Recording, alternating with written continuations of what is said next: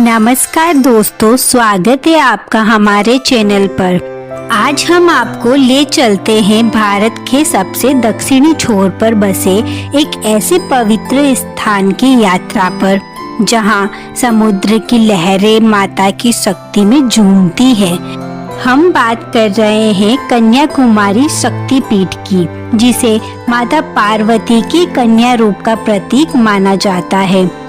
यह वह जगह है जहां तीन समुद्र, हिंद महासागर, बंगाल की खाड़ी और अरब सागर माता के चरणों में मिलते हैं। कन्याकुमारी न केवल एक तीर्थ स्थल है, बल्कि एक ऐसी जगह है जहां प्रकृति और आध्यात्मिकता का अनोखा संगम दिखता है। इस शक्तिपीठ से जुड़ी पौराणिक कथाएं, रहस्यमय चमत्कार और अनोखे तथ्य इसे और भी खास बनाते हैं। कन्याकुमारी तमिलनाडु के दक्षिणी सिरे पर बसा एक छोटा सा शहर है, जो भारत का सबसे दक्षिणी बिंदु है। यह स्थान न केवल भौगोलिक रूप से महत्वपूर्ण है, बल्कि धार्मिक और सांस्कृतिक दृष्टि से भी अत्यंत महत्वपूर्ण और पूजनीय है। कन्याकुमारी शक्तिपीठ को 51 शक्तिपीठों में से एक माना जाता है, जहां माता सती की पीठ यानी रीढ़ की हड्डी गिरी थी। इस शक्तिपीठ में माता की पूजा कन्याकुमारी के रूप में की जाती है, जो माता पार्वती का कन्या अवतार माना जाता है। यह मंदिर समुद्र तट पर स्थित है और इसकी विशेषता है इसका अनोखा स्थान, जहां तीन समुद्रों का मिलन होता है। सुबह सूर्योदय और शाम को सूर्यास्त का नजारा यहाँ इतना मनमोहक होता है कि हर भक्त और पर्यटक मंत्रमुग्ध हो जाता है। मंदिर का मुख्य गर्भगृह छोटा लेकिन अत्यंत शक्तिशाली है।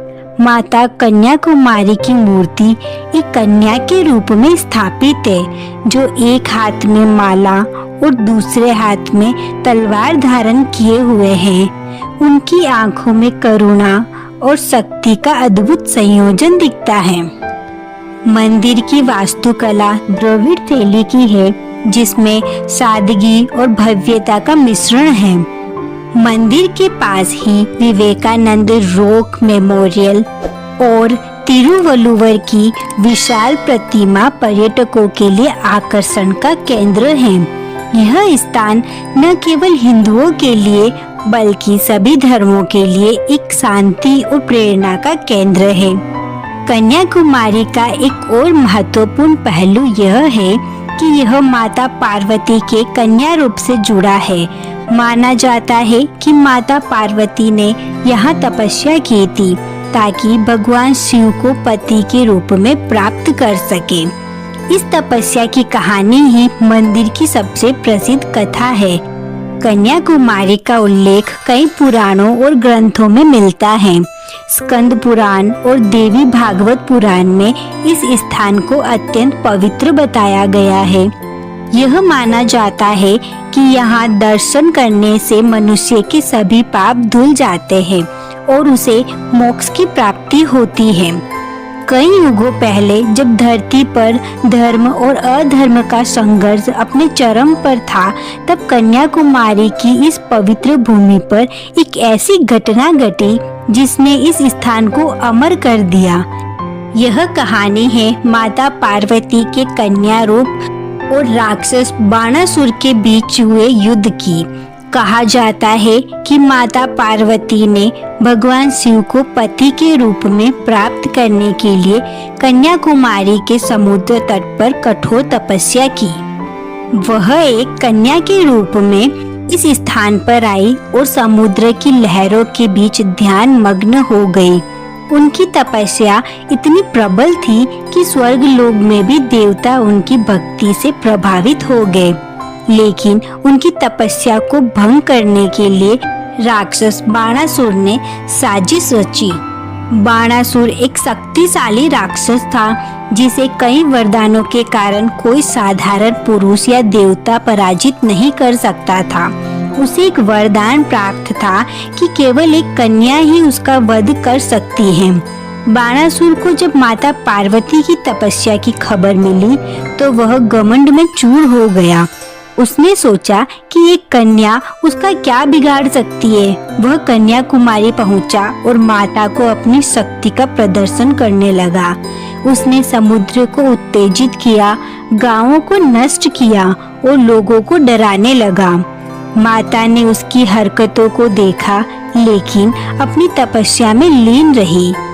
एक रात जब चंद्रमा पूर्णिमा की रोशनी में समुद्र को चांदी की तरह चमका रहा था, बाणासुर ने माता को चुनौती दी। उसने कहा, हे कन्या, तुम्हारी तपस्या व्यर्थ है। मैं बाणासुर हूँ जिसे कोई हरा नहीं सकता। यदि तुम में साहस है तो मेरे सामने युद्ध के लिए आओ। माता ने अपनी आंखें खोली और उनकी आंखों में एक ऐसी चमक थी जो सूर्य और चंद्रमा को भी मात दे रही थी। माता ने बाणासुर से कहा, बाणासुर, तुम्हारा अंत निकट है। मैं तुम्हें युद्ध में परास्त करूंगी। बाणासुर हंसा और अपनी सेना के साथ युद्ध के लिए तैयार हो गया। लेकिन माता ने अपने कन्या रूप में ही एक तलवार उठाई और युद्ध शुरू हो गया। समुद्र की लहरें मानो माता की शक्ति का गान कर रही थी। बाणासुर ने अपने सारे अस्त्र शस्त्र आजमाए, लेकिन माता की शक्ति के सामने वह टिक नहीं सका। अंत में माता ने अपनी तलवार से बाणासुर का वध कर दिया। उसके वध के बाद समुद्र शांत हो गया और स्थानीय लोगों ने माता की जय जयकार की। माता ने तब घोषणा की कि वह इस स्थान पर हमेशा कन्या रूप में विराजमान रहेंगी और अपने भक्तों की रक्षा करेगी। यही कारण है कि माता कन्याकुमारी को अविवाहित कन्या के रूप में पूजा जाता है। यह कहानी न केवल माता की शक्ति को दर्शाती है कि सच्ची भक्ति और साहस के सामने कोई भी बाधा टिक नहीं सकती। कन्याकुमारी एकमात्र ऐसी जगह है जहाँ 3 समुद्र मिलते हैं। यह नज़ारा अपने आप में ही अनोखा है। मंदिर में माता की नथ इतनी चमकदार है कि इसे देखने के लिए विशेष समय पर भक्तों की भीड़ उमड़ती है। मंदिर के पास समुद्र में एक चट्टान पर स्वामी विवेकानंद ने ध्यान किया था, जहां अब उनका स्मारक है। कन्याकुमारी में सूर्योदय और सूर्यास्त का नजारा विश्व में प्रसिद्ध है। माना जाता है कि माता यहाँ अविवाहित कन्या के रूप में है, इसलिए उन्हें कन्याकुमारी कहा जाता है। मंदिर के पास ही गांधी स्मारक है, जहां महात्मा गांधी की अस्थियां विसर्जन से पहले रखी गई थी। मंदिर के पास समुद्र में तिरुवल्लुवर की 133 फीट ऊंची प्रतिमा है, जो तमिल साहित्य को समर्पित है। भक्तों का मानना है कि माता के दर्शन से उनकी सभी मनोकामनाएं पूरी होती है। मंदिर के आसपास का प्राकृतिक सौंदर्य इसे एक पर्यटक स्थल भी बनाता है। कन्याकुमारी मंदिर का उल्लेख रामायण और महाभारत में भी मिलता है।